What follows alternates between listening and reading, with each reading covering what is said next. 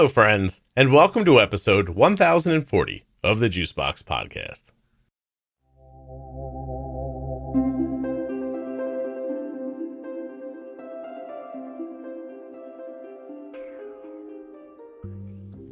This is Elizabeth. She's had type 1 diabetes since she was 18 months old, and she has a number of other things. Like, she's got this interesting, I don't want to tell you. You know what? I hate doing this. This is such a good story. I'm not going to tell you anything. You have to listen. As a matter of fact, the title of the episode will not make sense through the entire thing. You have to listen to like an outtake at the end to find out why the episode's called this, and you still might not figure it out. I don't know what kind of a detective you are. Anyway, while you're listening, please remember that nothing you hear on the Juicebox Podcast should be considered advice, medical or otherwise. Always consult a physician before making any changes to your healthcare plan or becoming bold with insulin. Real quick, 40% off your entire order at CozyEarth.com with the offer code JUICEBOX. Free year supply of vitamin D and 5 free travel packs with your first order at drinkag1.com/juicebox. And you get 10% off when you use my link, BetterHelp.com/juicebox. That 10% is off the first month. Don't forget the Diabetes Pro Tip series has been remastered. It goes from episode 1000 to 1026. And there's a contour ad in them. And there's really something special going on in that ad. You should check it out. If you or a loved one has been diagnosed with type 1 diabetes, the Bold Beginnings series from the Juicebox Podcast is a terrific place to begin listening. In this series, Jenny Smith and I will go over the questions most often asked at the beginning of type 1. Jenny is a certified diabetes care and education specialist who is also a registered and licensed dietitian, and Jenny has had type 1 diabetes for 35 years.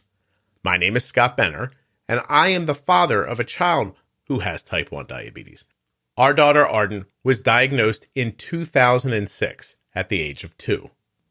I believe that at the core of diabetes management, understanding how insulin works and how food and other variables impact your system is of the utmost importance. The Bold Beginnings series will lead you down the path of understanding. The series is made up of 24 episodes, and it begins at episode 698 in your podcast or audio player. I'll list those episodes at the end of this. To listen, you can go to juiceboxpodcast.com, go up to the menu at the top and choose Bold Beginnings, or go into any audio app like Apple Podcasts or Spotify, and then find the episodes that correspond with the series. Those lists again are at Juicebox Podcast up in the menu, or if you're in the private Facebook group, in the featured tab. The private Facebook group has over 40,000 members. There are conversations happening right now and 24 hours a day that you would be incredibly interested in. So don't wait. Check out the Bold Beginnings series today and get started on your journey. Episode 698 defines the Bold Beginnings series. 702, honeymooning. 706, adult diagnosis. 711 and 712 go over diabetes terminologies. In episode 715, we talk about fear of insulin. In 719, the 15-15 rule. Episode 723, long-acting insulin.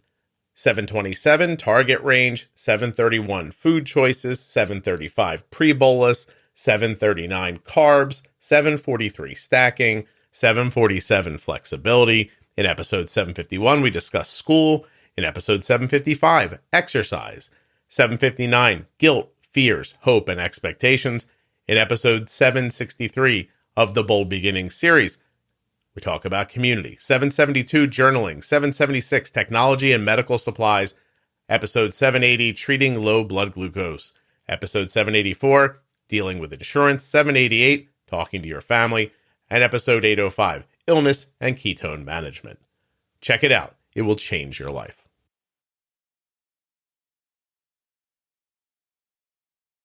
My name's Elizabeth.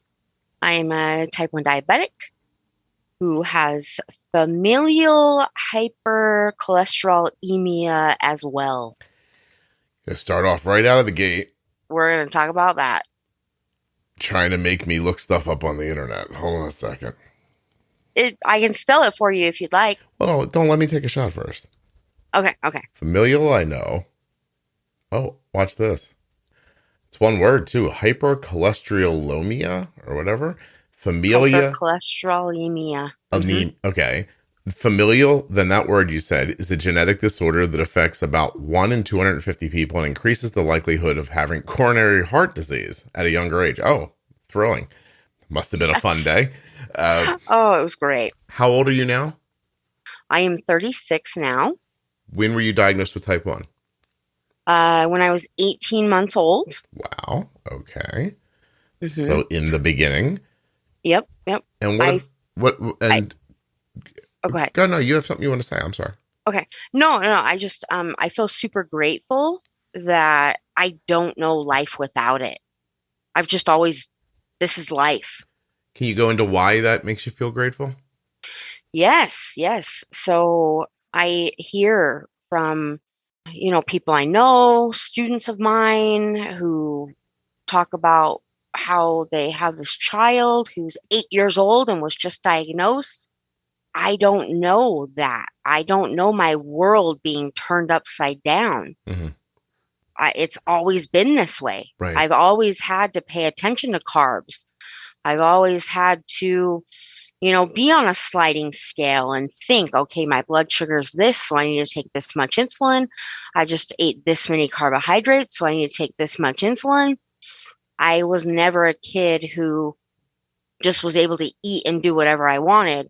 And then all of a sudden, my world was turned upside down. Mm-hmm. And I'm super grateful for that. So this feeling of feeling grateful is from watching other people who got to know a life without diabetes before. Correct. Okay. And do you feel like, what does it, do you see their experience and think, I'm very glad not to have that experience? Yeah. Yeah. I'm very glad to not know the before. Mm-hmm. And what if I made the argument to you, like, what if you just got it this year and you would have had 35 years without it? Would you have been okay with that? Is it because you were diagnosed as a child that you imagine that in your scenario, you would also be diagnosed as a child, but more like an 8-year-old or a 10-year-old? Yeah. Yeah. So do you see my point? Like, what if you got it when you were 50? Do you think you'd still say, I wish I would have got it when I was 18 months old? Well, if I got it when I was 50, it'd be type 2. And so it'd be. No, well, I don't mean to interrupt you, but I have a countless number of adults who've gotten type 1 diabetes at literally every age, up until really 70 years old, like 65, 50, 45. It could happen to anybody at any time. Oh, that's interesting. Yeah.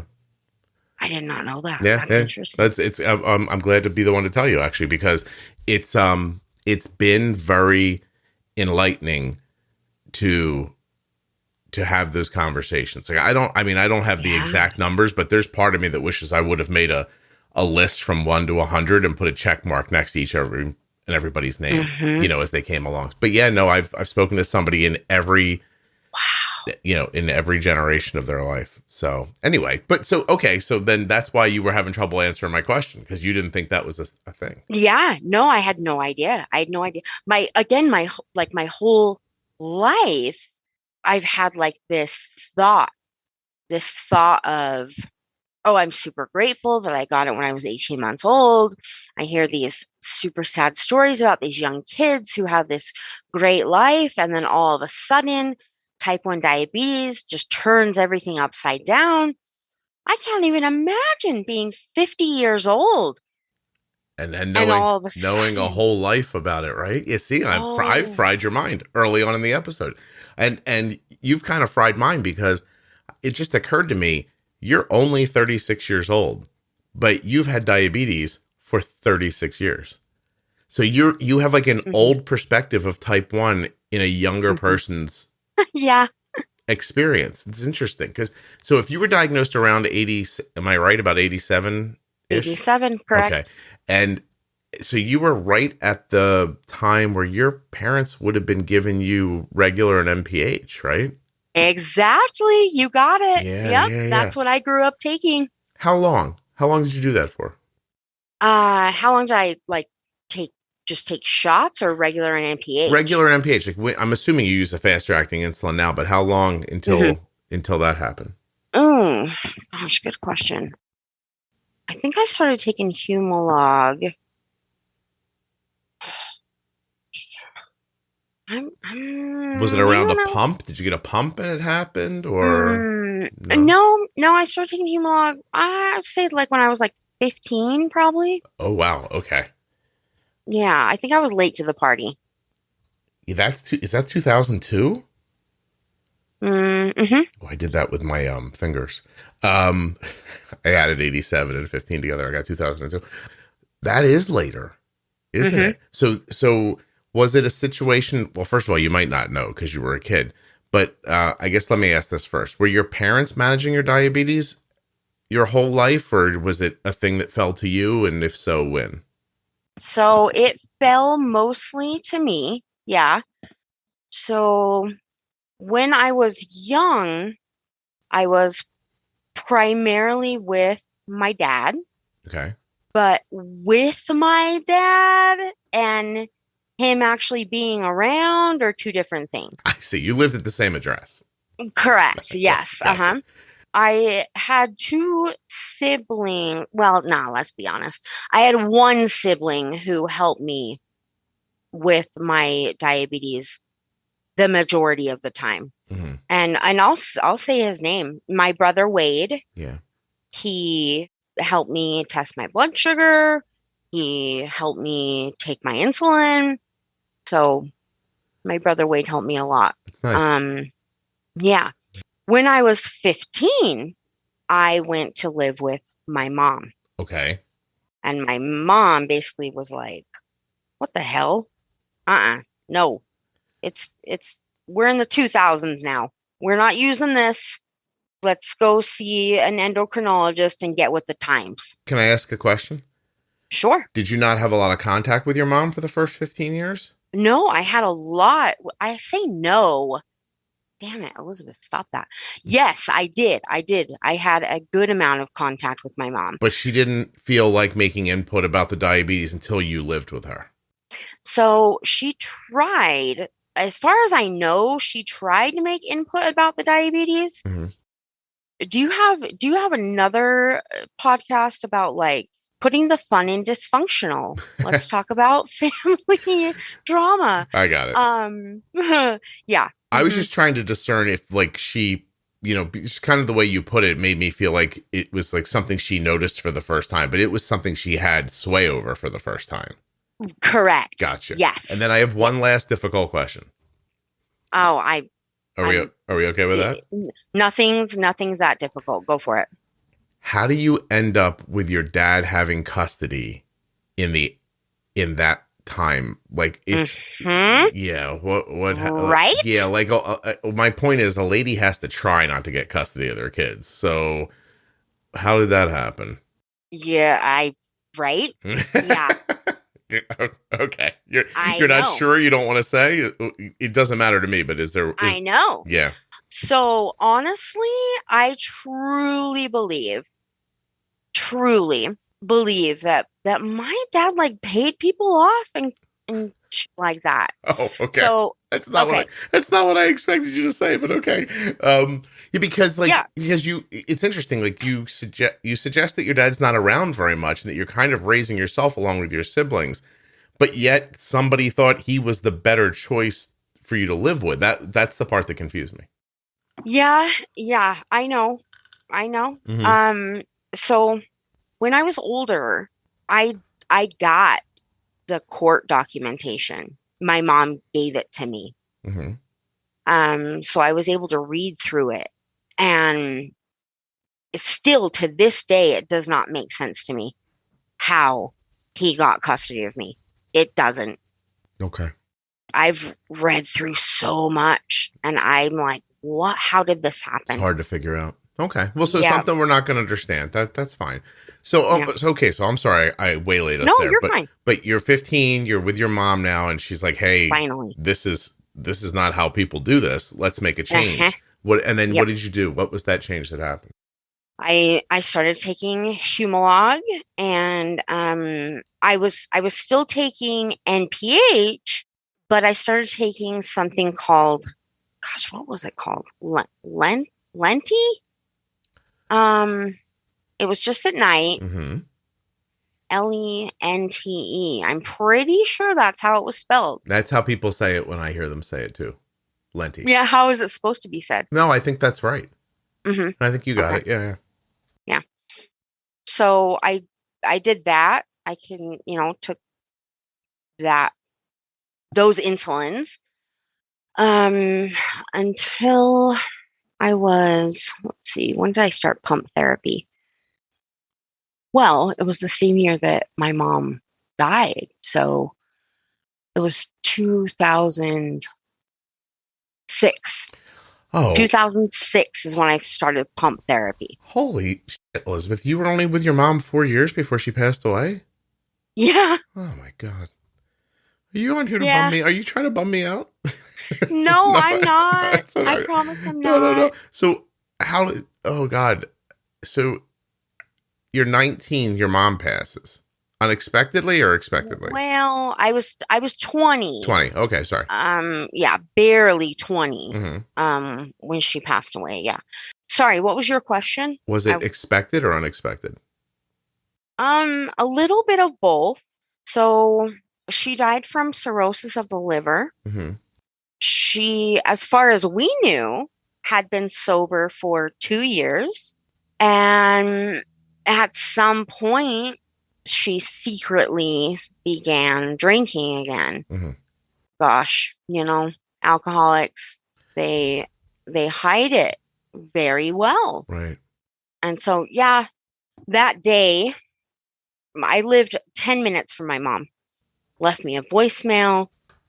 She had come down and put a Post-it note on my front door, and she wanted my husband at the time and I to come up and have dinner with her. Mm-hmm. And so I return her call. I'm calling her back.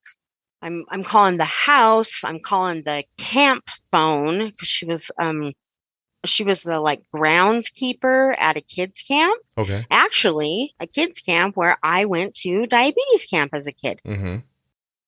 Dude, I just knew. I knew. I'm like, okay. When she didn't answer the phone, you thought something was wrong? Yeah. Yeah. I'm like, she's not answering the house phone. She's not answering the camp phone. I could have taken a 10-minute drive, but I just knew what I was going to find. So anyway, my stepdad went home and I get a call from my little sister's dad. And I didn't get calls from him. So I answered the phone. He's like, hey. I'm like, hey, my mom's dead, isn't she? And he was like, yeah, she is. So, I mean, like right away, I knew that she had begun drinking again. My mom and I were really close. She was my best friend. So it all came out because she was like by the pool. There were no kids there for camp. Mm-hmm. And so, yeah, she was like, come up, have dinner, let's go swimming. Camp doesn't start for a few days or something like that. Right. Yeah, there was a cocktail right next to her, and she was lying by the side of the pool. No, I'm sorry. Do you have any impacts from her drinking on your life? Do you have are you a drinker? Do you like like stay away from it on purpose, or can you connect any of that stuff? Oh, absolutely. So for I'd say like 3 years after she died, I just wouldn't touch it. Would not touch the stuff. I partied in high school. And like I thought my mom was so cool, like Right. my mom would like buy us alcohol, like, oh my gosh, my mom's so cool. And then after the fact, I was like, no, your mom's an alcoholic. Mm-hmm. And yeah, there's been times in my life where I've thought, do you have a problem? What made you question yourself? Mm-hmm. It's the amount that I was drinking in one day. It just in that particular day. Okay. Yeah. Yeah. But then like the day before that and the day after, I was like not Mm-hmm. at all drinking. Yeah. So yeah, I've always in the back of my head, I've just been like concerned Sure. about that. No, I would understand. You are at a point in your life you don't think you have trouble like a problem with alcohol like your mom did. Right. Nope. I Okay. don't. Okay. How did drinking at an earlier age in school impact your diabetes, or did it not because you were just because of the management style? Yeah. I didn't really manage my diabetes like for a long time. Okay. I didn't pay attention to it. I didn't care about it. Mm-hmm. Nobody was tracking it. Not Like from a parental aspect? not real. Yeah. Yeah, my mom was, yeah. Like, back in the day you've got this log book and you write down what your blood sugar was and every like bolusing has been around forever. Mm-hmm. And but me personally, I didn't okay, you remember how I said that my mom was my best friend? Yeah. My mom was more my friend than my parent. Okay. So now when I went to live with my mom, I really didn't have a whole lot of like I didn't have parental guidance anywhere. Mm-hmm. Yeah. No, I'm getting that. Okay. So and Yeah. did you have a doctor that was helping you, or were you just kind of on your own and not caring about it? So when I did, I had this doctor who gave me the heebie-jeebies. This doctor freaked me out. But my dad was just always like, he's the best. He's the best. He's the best pediatric. Okay, fine. And so I saw him for, years he's not the doctor who diagnosed me, but I saw him, for years. Like even when I went to live with my mom, I continued to see him. My A1Cs were high. Okay. My whole life. Right. Until I like took it seriously, and we can, we'll probably get to that. But yeah, I'm a rambler. Can you tell? I get off track. You're doing fine. I have a question. Though. Okay. Your A1Cs were high. What does that mean? Can you put a number to it? Were they being tested, or you just assume they were high? Oh no, they were being tested because I was going and seeing this endocrinologist who gave me the heebie-jeebies my whole life, but was the best. So I continued to see him. He would smack my butt because he would be like, "What? You can give shots right here in the in the tushy," and he would like grab my butt and like say like you right here like in the tushy. How old were you? How old were you when that was happening? It was my whole life. He did that my whole life. I'm like, this dude creeps me out, y'all. Creeps me the freak out. Was your dad in the room when that was happening? Yeah. Mm-hmm. Yeah. No one never said, hey, don't slap my daughter on the butt? No. No, never. Just, no, he's the best. We need to keep going to him. He's the best. He's the best. He's the best. Oh my God. I'm like, what the hell? Oh, this yeah. guy okay. Smacks and pinches my butt. Anyway, okay. So, like in the teens, man.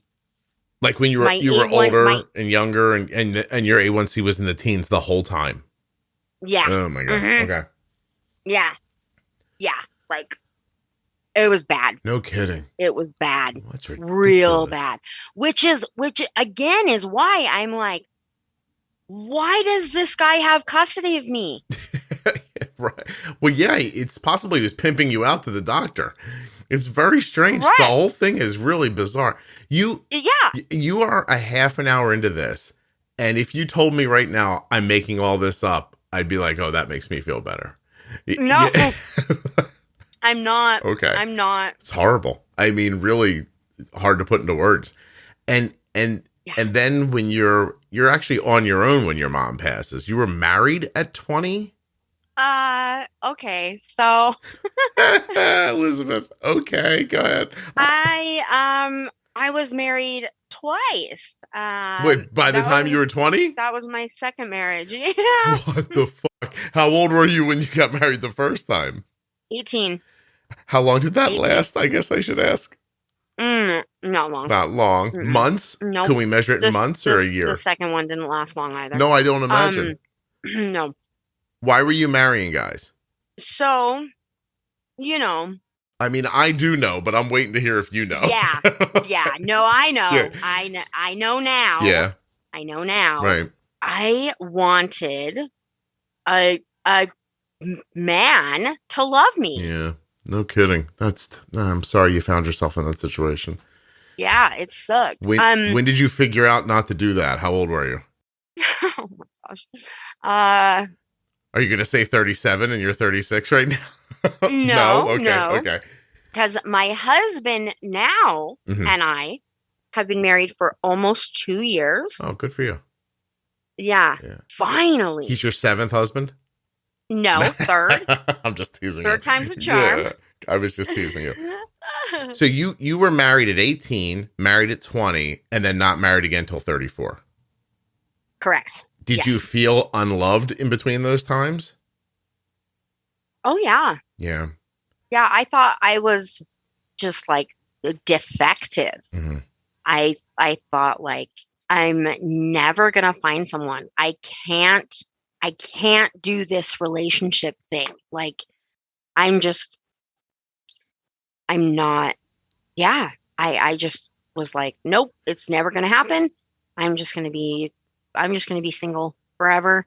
But did that leave, was there a hole there? Like, I'm assuming you felt abandoned by your mom's death and by your dad's lack of desire to be valuable to you. So do you feel that hole that entire time, or do you find other ways to make that go away? So I filled that hole with music, really. No kidding. How so? Playing it? Listening to it? Listening. Yeah. I have a guitar, but I need to play it more. I'm not great at it. My husband got me it for Christmas last year. Nice. Yeah. I just need to play it more. Did you ever try a therapist or talking to someone outside of your life? Yeah. I've gone through a lot of therapy. Actually, my mom, like when I went to live with my mom, she had like this checklist of things because she like knew that I had not been taken care of. Like went to the podiatrist, we went to the ophthalmologist, we got me in therapy. So yeah, she had this whole entire list, but she did it in little bits because she didn't want to overwhelm me. Right.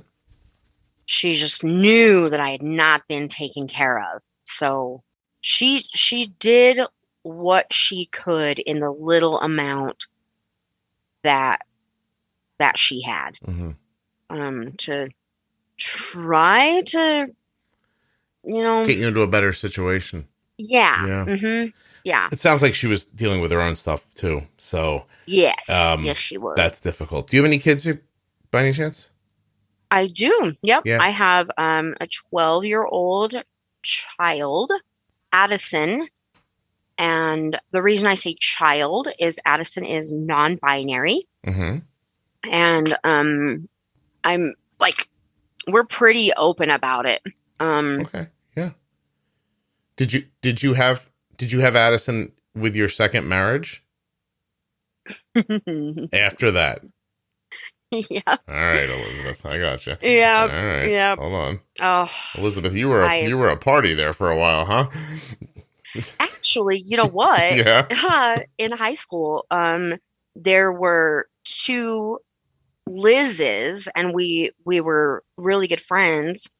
And my nickname was Liz Party, actually. Yeah. I was trying to be jovial, but I didn't know I would hit on a fact. Sorry. Yeah, no, fact. Yeah, I was searching. I was searching for I just wanted to be loved. Mm-hmm. And I was searching for it. And finally, when in my 30s, finally I found it. Yeah. No, I was not married to Addison's biological father. Mm-hmm. Thank God, because he is just a POS. Wait, do you find that you were, I mean, I guess this is probably just something people say at this point, but I want to see if it was true for you. Did you look for men that inevitably were going to hurt you? Not intentional. No, I don't imagine it was intentional, but do you think it was, do you think it was happening? Oh, yeah. Yeah. Oh, absolutely. Mm-hmm. Okay. Yep. How do you break that cycle? I didn't break that cycle. I met my husband, and he was just so freaking sweet and good to me. Yeah. He broke the cycle. You got lucky. Yeah, No I kidding. did. I got really lucky. Let me ask you, think of the guy before your husband. Still a bad, still not good for you. Yep. Yeah. Mm-hmm. So you really did trip on this guy by mistake. Yeah. Uh-huh. How did that happen? Did you change the people you were hanging out with? Did you find yourself somewhere you usually weren't? Do you know? Can you think back to how you met him? Oh yeah. I know how we met. It's very interesting. So myself and three other ladies, Mm-hmm. we created this singles group on Facebook Okay. years ago. And each of us eventually left it. But the way that it would work is when you would leave, you would pass your baton. You would pass your administrator baton to someone that you thought could continue to run it well. Mm-hmm. And so I rejoined it years later, and I was super happy to see it still going strong.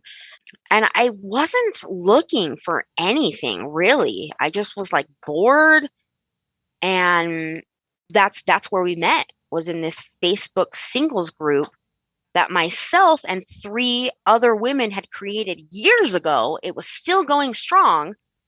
And that's where we met. Okay. Good for you. That's really, yeah. That's really it's a lovely thing.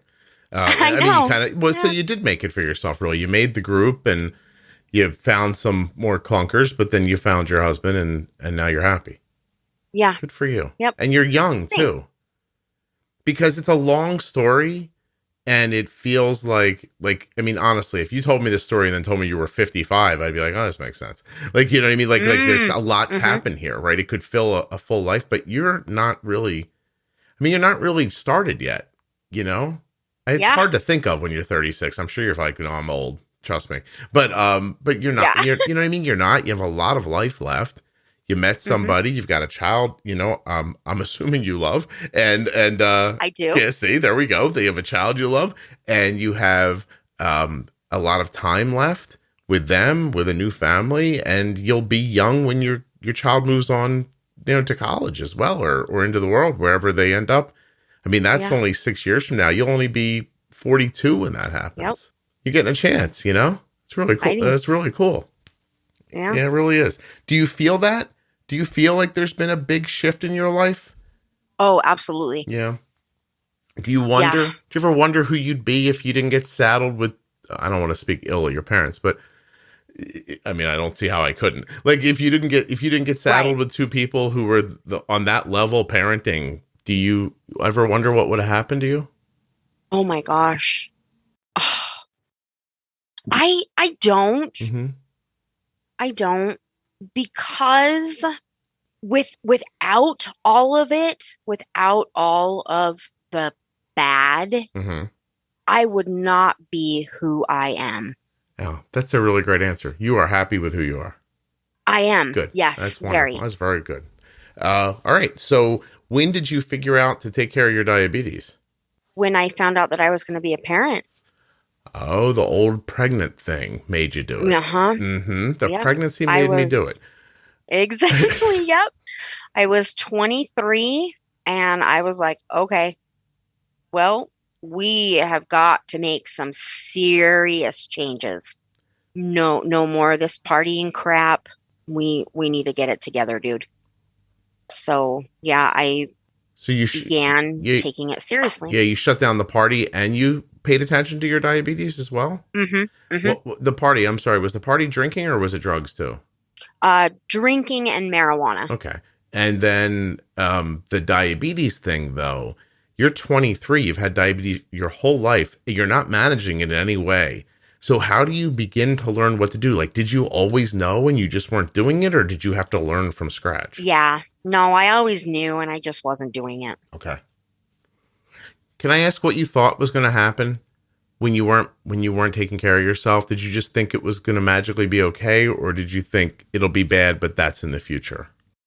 I didn't care. I just was like, Addison gave me something to live for. I understand. I was just surviving. Yeah. No, I understand. Well, that's lovely. Do you ever, I mean, Addison's a little young for you to put that on. Do you think you'll ever share that with them at some point, or have you? Addison and I have a pretty honest relationship. Mm-hmm. So, I mean, I haven't said those words to Addison. Maybe as an adult, like once it's not a burden, and it doesn't feel like a responsibility, it might be nice. It might be nice to know that as an adult, like, you know what I mean? Yeah. I mean, I can see why you wouldn't say now, but in 10 years from now, something like that, it might be a nice thing to know. Anyway, it's up to you, obviously. But so, okay. So baby's coming. I got to do something. You just start taking your insulin the way you're supposed to. I mean, are you supposed to be carb counting by then? 2000. Right. You should be, right? Yeah. You're not, you're not still doing the regular NPH since you're 15. So what were you doing? Just shooting your basal and not bolusing for meals, or how were you handling food before you pulled it together? Yeah. So I would, bolus, and then I basal, and then I'd bolus when my blood sugar got high. Mm-hmm. Okay. I would be like, oh, my blood sugar's high. I'm going to take insulin to bring this down. And you're high because you feel high, or you're high because you're testing and you know you're high? I would feel high, and then I would test and confirm that I was high and take the proper amount of insulin for it. And when I ran high a lot. Yeah. When we say high enough for you to go, okay, I guess I'll give myself some insulin. 300? Yeah. More? 300s. Okay. Yeah. And so you started feeling sluggish and nauseous, or however it made you feel. And that made you think, all right, I'll pay attention to this. So then how do you, I mean, I assume that you go to an OB. I'm assuming the OB gives you the big talk, right? You have type 1 diabetes. This baby's not going to come to term if you don't, like, you probably got the full court press from them, right? No? Because does anyone try to help you, Elizabeth? No, they don't. Jesus Christ. The OB I went to, which this is something I regret. I wish I had done more research and chosen a better OB. Mm-hmm. The OB I went to, I was his first high-risk patient. Well, listen, your bar is set pretty low. If he doesn't grab your ass, you're pretty much like, this guy's all right. Yeah, exactly. Exactly. Yeah. I mean, he's not pinching my butt. We're good. Yeah. Look, I've really upgraded. I don't even mean to, I mean, obviously that's horrible. I'm not laughing at this. I'm laughing at yours that you keep finding yourself in these situations, but yeah, I get, well, but being serious, like you had a fairly low bar. Like, it might not have been a conscious thought But I'll tell you what, when you go in there and you don't get manhandled, I bet you're like, this is better. Yeah. You know? Yeah. Sad, but I bet you it was true. So, yep, it was. So you get a doctor who's never handled a high risk pregnancy before. Yeah. And so you're on your own to figure this out. So how in the hell do you figure it out? A lot of reading, a lot on the internet, and a lot of just remembering what I already knew. Mm-hmm.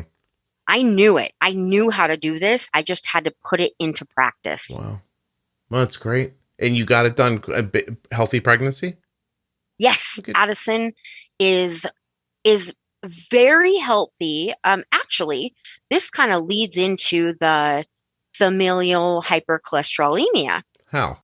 There are a couple of genes that I have passed on to Addison. We've done genetic testing to find this out. I have passed down this gene, and they also have this familial hypercholesterolemia. It comes from my dad's side.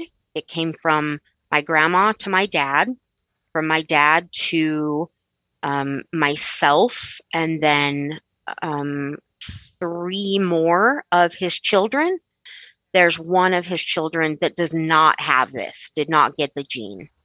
Also, another gene that I didn't even know I had until last week, actually, causes but basically epilepsy. Addison was diagnosed with epilepsy last January. So Addison is, has their own struggles, epilepsy and familial hypercholesterolemia. I swear to God, what a word, hypercholesterolemia. What are the impacts of that on your, seriously, couldn't you have even gotten like an easy to pronounce thing? but what's the implications? You take a medication? Do you have to eat a certain way? Mm-hmm. Like what's the management of it like? Right. Yeah.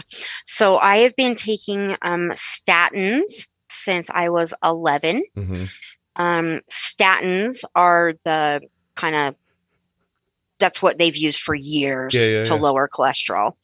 And then I began taking something called ezetimibe. Mm-hmm. That's the generic. The brand name was called Zetia, like a year and a half ago. And then last year, I'm going to ask my husband, was it last year I started taking Repatha?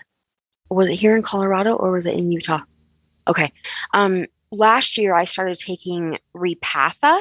Okay. It's injectable. It's called a K9 inhibitor. Okay. And the K9, PK9, I think is what it's called actually. That is what my gene, this gene that's mutated, is not stopping.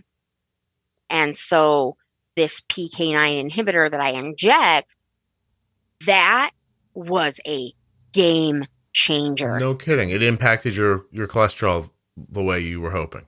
Oh my gosh, so much. How about that? So much, yeah. So this is this like a monoclonal antibody kind of a situation? What is this? I'm trying to figure it out. And because, listen, I don't want to be a bummer, right? But you didn't manage your diabetes for 20 years and you have a thing that gives people heart attacks before they're 50. That's a bad combination. It's a very bad combination. Yeah. Yes, it is. So this is exciting for you to find something that works like this. Yeah, it was so exciting. Yeah. When I went and got a lipid panel done after taking Repatha, and my LDL cholesterol was 48, I was shocked and delighted. People without FH, that's easier than whatever familial hypercholesterolemia, just FH. People without this, they don't even have LDL cholesterol of 48. Wow. I was like, oh my gosh, this is amazing. Listen, a little Googling. Repatha is a human monoclonal antibody against the PCSK9 protein as potent cholesterol lowering therapy. I'm just impressed that I knew it was a monoclonal antibody. That's all. Yeah. Yeah, it's just, Yeah. that's Good all. job. I'm learning stuff while I make the podcast. Very cool. I'm hoping everyone else is too. But well, so that's super exciting. And is Addison using it as well? No. Too young? Addison. Right. Yeah. Addison is taking a statin and ezetimibe, not taking any injectable right now. Addison's terrified of needles, and only 12. Oh, but you would prefer using the injectable, but it's the needle phobia that's stopping you? So Addison's just not old enough for it Just yet. not old enough. Do you think that eventually? Oh, for sure. Yeah. I really don't care that much that like you're afraid of needles. Yeah. No, I'm going to inject you with this because it's going to save your heart. Here I come. Do you have you ever had Addison checked for type 1 diabetes markers? Yes. Mm-hmm. And there are none. Oh, that's good news. I'm glad. Yeah, me too. Yeah, that's great. I'll tell you what, another thing I'm proud of is I have been talking around using a pronoun for the last 10 minutes. So I'm doing an amazing job at it. You are doing great. It's a muscle. Like you have to work it a little bit, but I really did. I can find my path through the sentence without it being choppy or awkward. Uh-huh. Like you'll have to listen back if you want proof of it. But yeah, like, because I don't know what the right thing to do. And instead of confusing myself by like fumbling over the right thing to do, I'm finding a way to talk without he, him, she, her. Yeah. And I'm doing it. Oh, anyway, that's all. How was that for you? Like, when does Addison come to you and say, I'm non-binary? Well, actually, Addison came out to my husband first. Okay. My husband and Addison have a really awesome relationship. Nice. Yeah, that was like number one for me. Mm-hmm. My kid has to like you. If my kid doesn't like you, get out. Yeah. They sent Brad like a meme saying that they were a lesbian at first. Okay.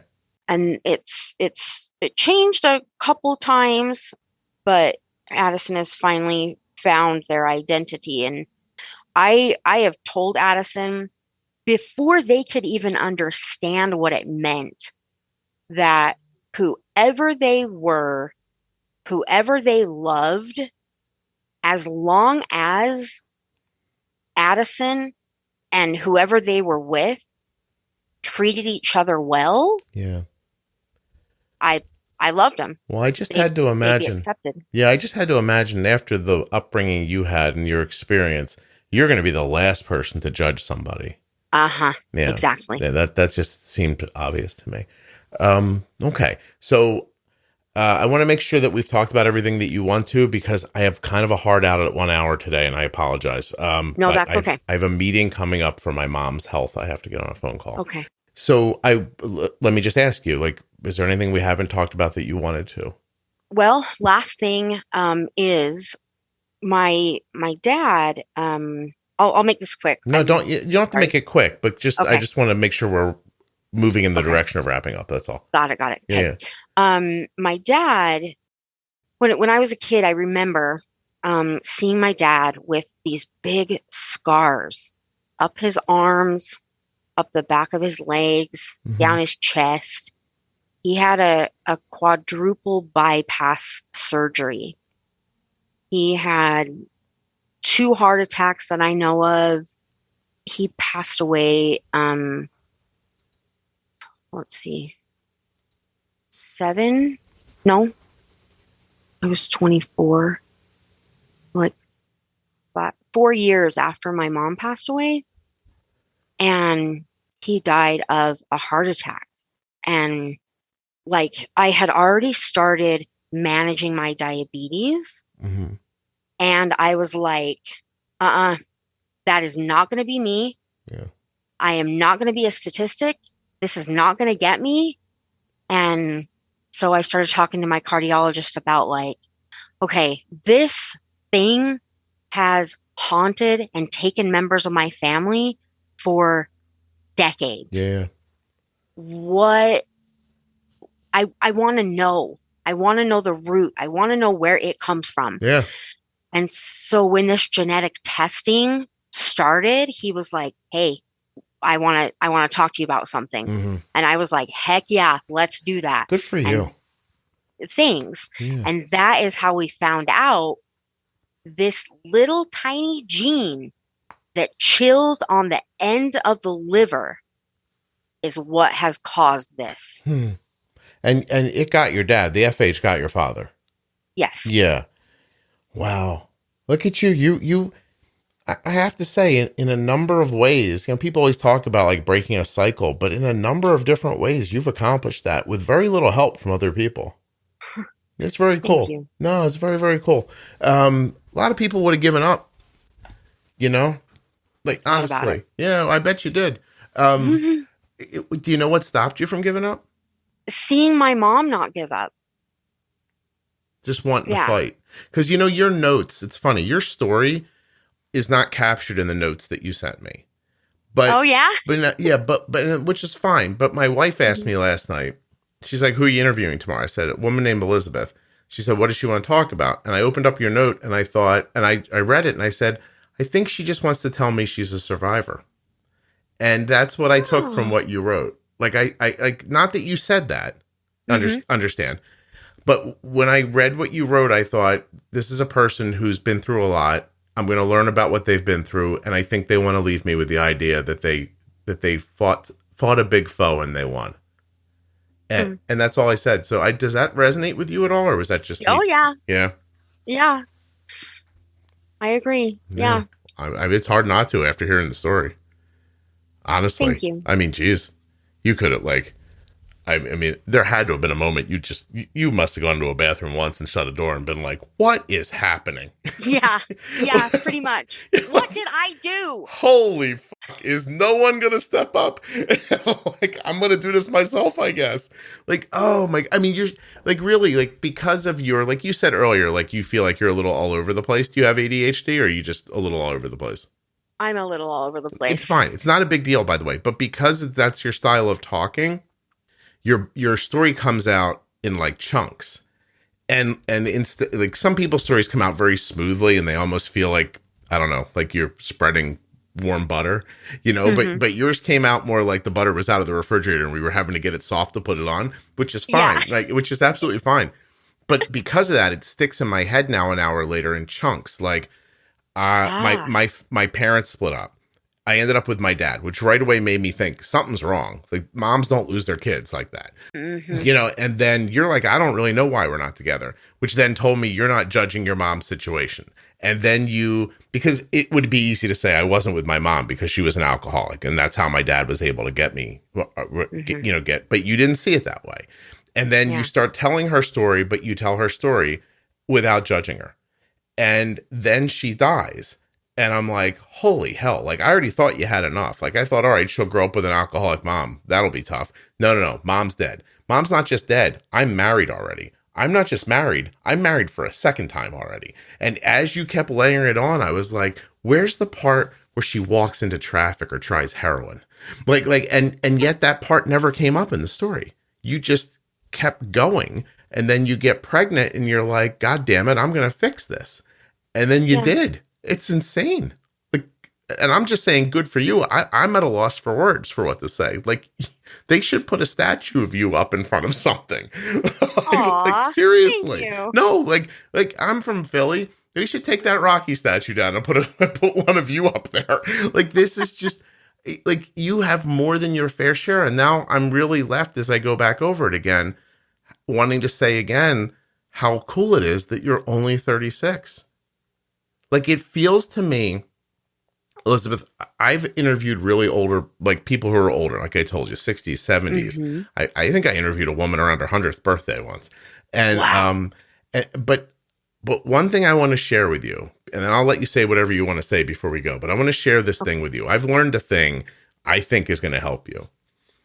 When you talk to people in their 60s and they refer back to times in their life, it feels like they're talking about someone else or like they've had 3 lives. And so right now, this probably all feels still very like part of like your current story, but there'll be a day where you'll sit down and tell somebody, I got married when I was 18 and when I was 20. and it will seem like it was someone else. And it won't be a part of your current narrative. It'll just be like what made you you, but it won't be this fresh. Not that you seem burdened by it, because you, by the way, oddly, Elizabeth, do not seem burdened by any of this. I'm assuming you smoke a lot of weed, but we do live in Colorado. So. I heard that part. I was like, there's definitely like a mighty X in Elizabeth's house, is what I was thinking. Or a vaporizer of any kind. I didn't mean to just pick one.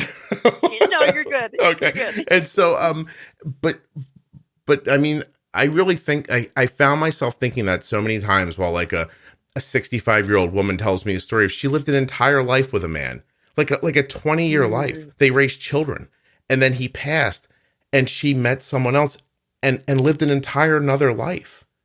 Like it just, that's going to happen to you one day. Like you're going to look back on that and it's not going to feel the way it feels now. And I'm excited. Like I will be dead by then, Elizabeth, because I'm much older than you. If by some chance I have a podcast 20 years from now, I want you to find me, because I'll interview you again for sure. Seriously. Okay. Really. What a wonderful story. Do you have anything you want to end with? So last thing, the reason that my dad was so set on me being there is I was literally money in the bank. He went on medical retirement, and so he got a Social Security check for himself, a spouse if he had one, and any child under the age of 18. Oh, cha-ching. I see. Exactly. Gotcha. Yeah. So I think I feel that's a big reason why he fought so hard for me to live there, because I was literally money in the bank. Money in the bank, yeah. Well, listen, joke's on him, because he ends up giving you the best gift of all by dying. Yes. Yeah. Yes. Yeah. Thank you very much. You looked at that situation and you thought, I got to get out of this. Yeah. Yeah. And if he lives on forever, you don't get pressured like that about your heart. Yeah. Well, I mean, listen, it sounded callous, but you know, it just kind of is what it is. And you don't seem like the person who cares. I don't. I have one last question out of left field, maybe a little, but do you have any, I mean, you're married, right? Your husband walks through the kitchen and slaps you on the butt. Does it make you feel weird? No, not at all. You're okay. Yeah. Yep. That's all. I was just wondering, like, by the way, if I had $50 and you made me bet on the answer to that question, I would have said Elizabeth's okay with this. But I was just wondering if it was something that lingered with you. No. Interesting. Nope. Not the worst thing that's ever happened to you, so it didn't really stick with you that No, much. it's not. Yeah. See? So it's just a weird thing that, God, that doctor's so freaking weird. There's another odd thing you'd never say. Your life was so messed up that a handsy doctor as a child, you're like, no big deal. I could handle that. Whatever. Yeah, we're going to just have to let that go because I got bigger problems. Holy shit. Elizabeth, you somehow are my favorite interview I've done in like a month. So thank you so much. Cool. Really, really, really wonderful. Oh my God. Thank All you. right. Well, I wish I smoked weed because I could ask you if those little vaporizers are really the way to go, but I would have no context for it. So I'm just going to say goodbye and ask you to hold on for a second. Okay. Thanks. All right.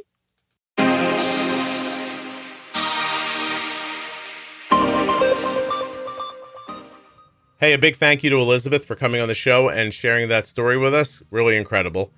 That's pretty much it. There's no ads, but there's a little bit at the end here with me and Elizabeth that will explain. Sorry, I needed a drink. That will explain the title, I think. We'll see what happens. We'll see if you get it. Don't forget the Diabetes Pro Tip series has been remastered. It runs between episode 1000 and 1026, and there's a very special offer in one of the ads that you'll find within the series. You should check it out.